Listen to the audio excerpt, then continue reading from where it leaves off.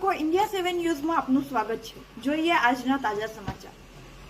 જંબુસર તાલુકાના કાવી કંબોઈ ખાતે સ્તંભેશ્વર મહાદેવ મંદિરે દર્શનાર્થે લાખો શ્રદ્ધાળુઓની ભીડ ઉમટી।